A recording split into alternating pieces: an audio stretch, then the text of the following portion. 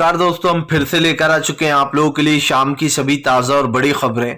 फटाफट अंदाज में एक एक कर बताएंगे आपको आज देश और दुनिया से क्या बड़ी खबरें निकलकर सामने आ रही हैं। लेकिन उससे पहले दोस्तों एक नजर डालेंगे सुर्खियों पर। फारूक अब्दुल्ला का प्रधानमंत्री नरेंद्र मोदी और अंधभक्तों पर बड़ा हमला।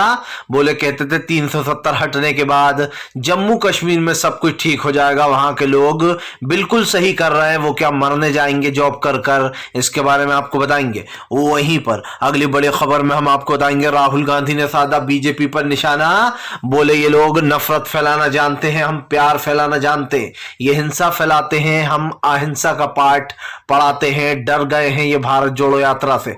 वहीं पर अगली बड़ी खबर में हम आपको बताएंगे दोस्तों, दरअसल आपको बता दें केरल के पत्रकार सिद्दीकी कप्पन की 2 साल बाद होगी रिहाई, इसके बारे में आपको बताएंगे। वहीं पर आपको बता दें दोस्तों संसद सत्र 6 दिन पहले ही किया गया स्थगित। भड़का विपक्ष, बोले यही थी बीजेपी की चालसाजी। 6 दिन पहले दोस्तों आप समझिए लोकतंत्र की सीधे सीधे हत्या इसके बारे में भी आपको बताएंगे। वहीं पर अगली बड़ी खबर में हम आपको बताएंगे महुआ मोइत्रा का बीजेपी के ऊपर बड़ा हमला। बोले फिलहाल चीन के मुद्दे से भाग रही थी बीजेपी, इसलिए की गई 6 दिन पहले। जी हां, आपको बता दें स्थगित सारी की सारी कार्रवाई। इसके बारे में बताएंगे कि आखिरकार ऐसा क्या था जो अनिश्चित काल के लिए स्थगित कर दिया गया सदन। वहीं पर अगली बड़ी खबर में हम आपको बताएंगे दोस्तों कन्हैया कुमार का बीजेपी के ऊपर बड़ा हमला। बोले अगर राहुल गांधी मजार जाएं तो कोई प्रॉब्लम नहीं, मस्जिद जाएं चर्च जाएं तो कोई प्रॉब्लम नहीं, लेकिन जैसे ही राहुल मंदिर जाते हैं तो बीजेपी वालों को लूज मोशन लग जाता है, इसके बारे में आपको बताएंगे। वहीं पर अगली बड़ी खबर में हम आपको बताएंगे दोस्तों, दरअसल आपको बता दें बीजेपी को लगा बड़ा झटका। आपको बता दें संसद सत्र खत्म करने के बाद भाजपा के ऊपर टूट पड़ा विपक्ष, जमकर सड़कों पर हुआ विवाद। जी हां, इसके बारे में बताएंगे। वहीं पर नकली शराब को लेकर नीतीश ने बीजेपी पर साधा निशाना। बोले बीजेपी है इसकी मास्टरमाइंड, बिहार में करवाती है वो नकली शराब का धंधा, इसके बारे में आपको बताएंगे। तो सारी खबरें फटाफट अंदाज में देंगे, एक एक कर देंगे। फिलहाल खैर चलिए बढ़ते हैं सबसे पहली और सबसे बड़ी खबर की ओर। दरअसल दोस्तों आपको बता दें राहुल गांधी का बीजेपी के ऊपर बड़ा हमला। बोले वो नफरत फैलाते हैं, हम प्यार फैलाते हैं, वो हिंसा फैलाते हैं, हम अहिंसा का पाठ पढ़ाते हैं। राहुल गांधी ने कहा कि बीजेपी डरी हुई है, बीजेपी को नहीं पता कि देश में क्या चल रहा है। राहुल गांधी ने कहा कि दरअसल बीजेपी को ये बर्दाश्त नहीं हो रहा है कि लोगों के दिलों में प्यार जो जिंदा है उसको फिर से एक बार बढ़ाया जा रहा है। राहुल गांधी ने कहा कि फिलहाल स्वास्थ्य मंत्री हमें चिट्ठी लिखते हैं, उसमें कहते हैं कि भारत जोड़ो यात्रा को बंद कर दो, कोविड का खतरा आ गया। राहुल ने कहा कि अजीब सी बात है, जब आपकी रैलियां होती हैं, बड़ी बड़ी रैलियां होती हैं, उसमें कोविड का खतरा नहीं होता है, बाजार खचाखच भरे होते हैं, उसमें कोविड का खतरा नहीं होता है, लेकिन भारत जोड़ो यात्रा से इतने डर गए हो कि अब बहाने ढूंढ रहे हो। राहुल गांधी ने कहा कि चाहे कोई सा भी बहाना ढूंढ लो, कोई बहाना काम नहीं आने वाला। राहुल गांधी ने कहा कि बीजेपी भारत जोड़ो यात्रा से बहुत ज्यादा डरी हुई है, उसको बर्दाश्त नहीं हो रहा कि देश में भारत जोड़ो यात्रा क्यों चल रही है। दरअसल दोस्तों बीजेपी की गिरती, आप समझिए गिरती पॉपुलैरिटी और राहुल गांधी की बढ़ती पॉपुलैरिटी बीजेपी के लिए मुसीबत का सबब बन गई है। जिस राहुल गांधी की छवि बिगाड़ने के लिए प्रधानमंत्री नरेंद्र मोदी ने, आप समझिए गोदी मीडिया को इतने एड दिए, इतना पैसा खर्च किया एडों पर, उसके बावजूद भी राहुल गांधी की छवि अब जब सुधर रही है तो मोदी सरकार को बर्दाश्त नहीं हो रहा।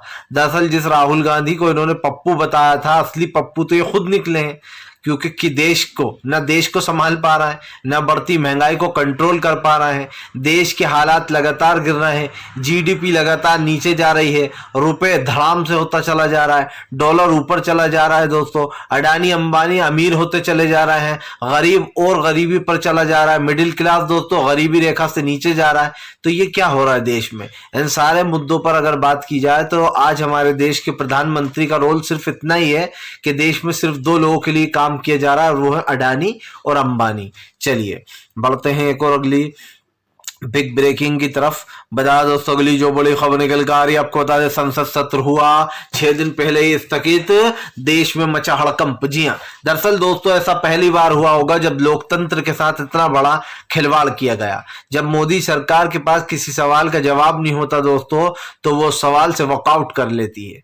वो सवाल को दोस्तों आप समझिए भूल जाती है या फिर भुला देती है और भाग खड़ी होती है। दरअसल दोस्तों इस दुनिया में आपको पता है किसी भी सवाल से बचने का सबसे अच्छा रास्ता क्या है, कि उस सवाल से भागने के लिए दूर चले जाओ। उस सवाल का जब जब जिक्र आए तो बहरे बन जाओ कि हमने तो उस सवाल को सुना ही नहीं हम उस सवाल का जवाब कैसे दें। सबसे बड़ी बात, जब भी सरकार से कोई सवाल पूछा जाता है तो सरकार गूंगी और बहरी दोनों हो जाती है, और दोस्तों वो ऐसे गायब हो जाती है जैसे मिस्टर इंडिया। जी हाँ, सरकार मिस्टर इंडिया बन चुकी है। अगर आप उससे चीन के बारे में पूछेंगे तो वो कहेगी कि चीन के बारे में हम चर्चा नहीं कर सकते। अगर हम महंगाई गरीबी के बारे में बात करेंगे तो बीजेपी कहेगी संसद में कि गरीबी और महंगाई पर चर्चा नहीं हो सकती। तो एक काम क्यों नहीं करती है बीजेपी, संसद में एक बहुत बड़ा ताला ले, और अनिश्चित काल नहीं बल्कि हमेशा हमेशा के लिए संसद में एक बड़ा सा ताला डालकर उसको हमेशा के लिए बंद कर देना चाहिए। संसद दोस्तों राजनीति का मंदिर माना जाता है, लेकिन क्या सच में दोस्तों अब संसद सच मायनों में दोस्तों क्या अब वो काम कर रहा है जो जनता के लिए होना चाहिए? संसद पे से तो वैसे भी अब लोगों का विश्वास उठ चुका है, क्योंकि जिस जनता के आम मुद्दे विपक्ष उठाता था, जिस जनता के मुद्दों पर विपक्ष बात करता था, अब उसको ये अनुमति भी नहीं कि वो विपक्ष संसद में ये सब कुछ बातें करे।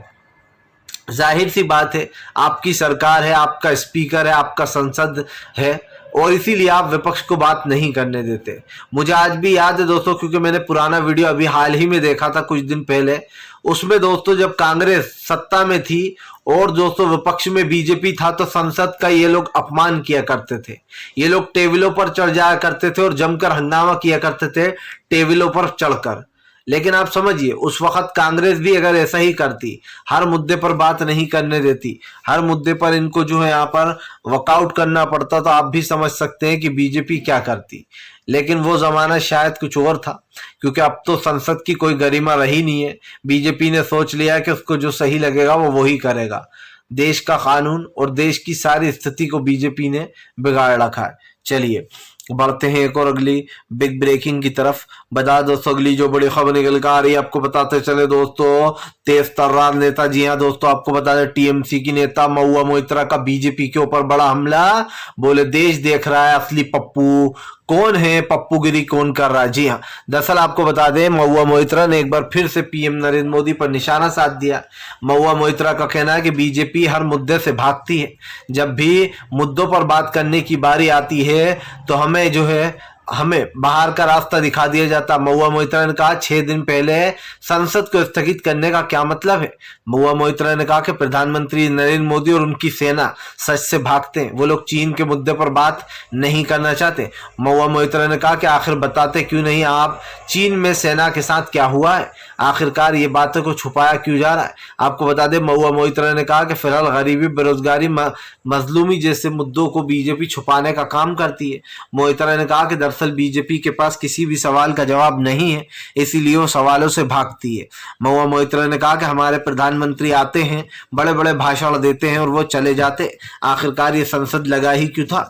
मोइत्रा ने कहा कि जब संसद में कोई चर्चा होनी ही नहीं थी तो फिर लोगों का टाइम वेस्ट क्यों किया गया, क्यों जनता के मुद्दों को उठाना नहीं दिया जाता।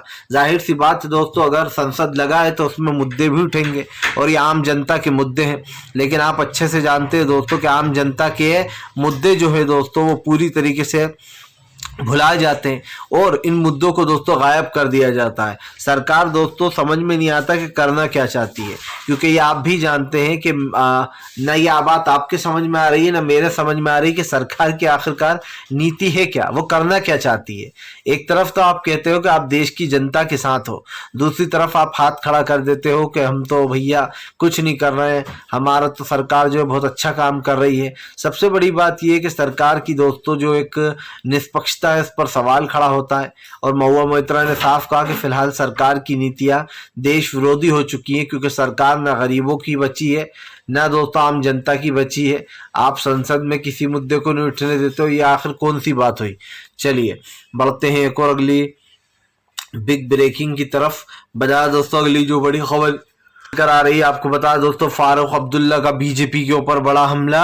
बोले फिलहाल नफरत तो देश में बहुत बढ़ गई है लेकिन देश छोड़ना इसका हल नहीं है। दरअसल आपको बता दें दोस्तों, आरजेडी के एक नेता उन्होंने मुस्लिम नेता ने एक बयान दिया था जहां पर उन्होंने अभी एक दिन पहले कहा था कि मैंने तो अपने बच्चों से कह दिया है कि भारत आने की जरूरत नहीं है, वहीं कहीं दूसरे देश में जॉब कर लो और हो सके तो वहीं की सिटीजनशिप ले लो, यानी कि वहीं की सदस्यता ले लो उसी देश की। जिसके बाद विवाद खड़ा हो गया था। बीजेपी के नेताओं ने जमकर आरजेडी के इस नेता पर हमला बोला था। लेकिन हम आपको बताते चले दोस्तों, अब इस पर फारूक अब्दुल्ला ने बीजेपी और अंधभक्तों को घेर लिया। फारूक अब्दुल्ला ने कहा कि फिलहाल देश में नफरत तो बहुत बढ़ गई है लेकिन नफरत को खत्म करने के लिए देश छोड़ना जरूरी नहीं है, बल्कि देश में रहकर नफरत को खत्म किया जाएगा। फारूक अब्दुल्ला ने कहा कि आजकल हर किसी चीज पर विवाद खड़ा कर दिया जाता है। शाहरुख खान ने फिल्म बना ली पठान, उस पर ही विवाद खड़ा कर दिया गया। उसके कपड़ों पर रंग पर विवाद खड़ा कर दिया गया। फारूक अब्दुल्ला ने कहा कि ये क्या फालतूगिरी है कि भगवा रंग हमारा है और दूसरे रंग तुम्हारे हैं। आप समझिए, सारे इस देश के रंग है। क्या भगवा रंग पर दोस्तों किसी का कब्जा है? क्या किसी का नहीं है, ना ही किसी और रंग पर कब्जा है। आप समझिए, ग्रीन रंग दोस्तों जब कोई पहनती है, लड़की बिकनी पहनती है या फिर किसी गाउन वगैरह पहनती है फिल्मों में, तब क्या मुस्लिम खड़े हो जाते हैं कि ये रंग तो हमारा है, इस कलर की बिकनी क्यों पहनी? समझिए, नहीं खड़े होते। दरअसल दोस्तों कुछ हिंदू संगठन हैं, उन लोगों को क्या चाहिए? हिंदू मुसलमान चाहिए। और ये चुने हुए लोग हैं दोस्तों, ये चुने हुए लोग हैं जिनको सरकार ने सिर्फ इसीलिए पालती है सरकार कि ये लोग देश में वक्त वक्त पर ऐसा जहर घोलते रहें ताकि हिंदू और मुस्लिम वाला वो जो पैटर्न चल रहा है जिसमें बीजेपी को राजनीति में फायदा होता है, जिससे कि वोट मिल जाए, वो जानबूझकर किया जा रहा है। हमारे हिंदू और हमारे मुस्लिम भाइयों को आपस में लड़वाने की कोशिश की जाती है। सबसे बड़ी बात यह है कि आज देश की सुरक्षा के साथ खिलवाड़ किया जाता है। आप समझिए, क्या ये देश की राजनीति है कि बाप भाईचारे को खत्म कर कर देश में नफरत फैला रहा हो? और सबसे बड़ी बात यह है दोस्तों, फारूक अब्दुल्ला ने कहा कि फिलहाल जिस भी रंग पर ये लोग बवाल कर रहे हैं, ये रंग किसी का नहीं है, देश का रंग है। फारूक अब्दुल्ला ने कहा कि प्रधानमंत्री कहते थे 370 हटने के बाद जम्मू और कश्मीर में जो है सब कुछ ठीक हो जाएगा, लेकिन आज दोस्तों 2 साल हो चुके हैं 370 हटे हुए, उसके बावजूद भी जम्मू कश्मीर के हालात नहीं सुधरे। लगातार वहां पर टारगेट किलिंग हो रही है, बल्कि 370 हटने के बाद टारगेट किलिंग के मामले दोस्तों 10% बढ़ गए वहां पर। सबसे बड़ी बात यह, फारूक अब्दुल्ला ने कहा कि जो लोग सैलरी मांग रहा है, जो लोग घर बैठे हुए और नहीं जा रहा है जॉब पर, वो गलत नहीं कर रहा है, वो बिल्कुल सही है।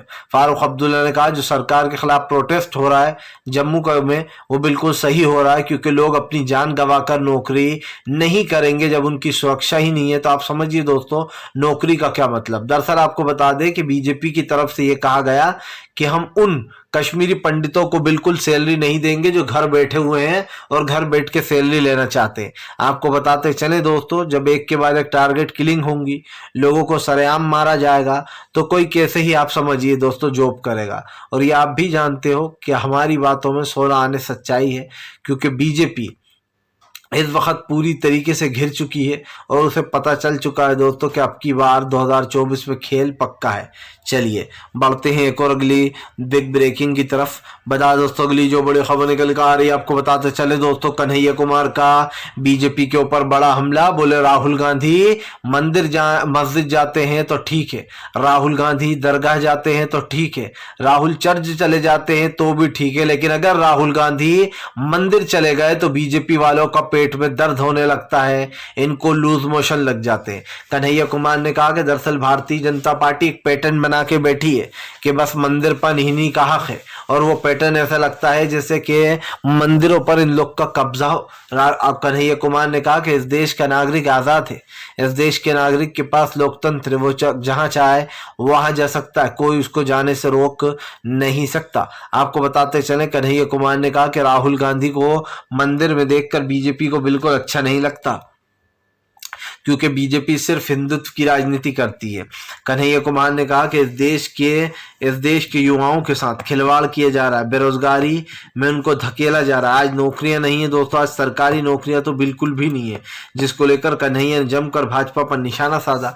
कन्हैया कुमार ने कहा कि राहुल गांधी भारत जोड़ो यात्रा जो इतने दिनों से कर रहे हैं, ये सिर्फ इसलिए क्योंकि वो प्यार से लोगों को दिल जोड़ना चाहते हैं, वो लोगों को एक करना चाहते हैं, बीजेपी की तरह नहीं जो देश को तोड़ने में लगी है। कन्हैया ने कहा कि फिलहाल हमारा नारा ही है तोड़ो जोड़ो जोड़ो भारत जोड़ो यात्रा। आपको बता दें कन्हैया ने कहा कि वो तोड़ेंगे और हम जोड़ते चले जाएंगे। सिंपल सी बात यह है दोस्तों कि बीजेपी चाहे कितनी ही हथकंडे अपना ले, चाहे वो कितनी ही कोशिश कर ले, राहुल गांधी की यात्रा आखिरकार दिल्ली में इंटर करी गई।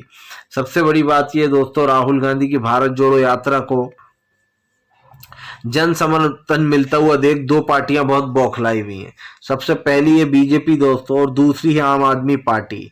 ये दोनों ही पार्टियां दोस्तों एक ही सिक्के के दो पहलू हैं।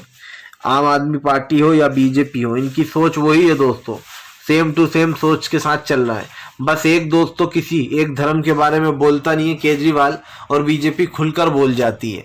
बस इतना सा फर्क है, बाकी सोच दोनों की एक ही है। एक दोस्तों एड़ा बन के पेड़ा खा रहा है अरविंद केजरीवाल, और बीजेपी खुलेआम हिंदुत्व की राजनीति कर रही है। तो इन दोनों की राजनीति में बस इतना ही फर्क है। चलिए बढ़ते हैं एक और अगली बिग ब्रेकिंग की तरफ।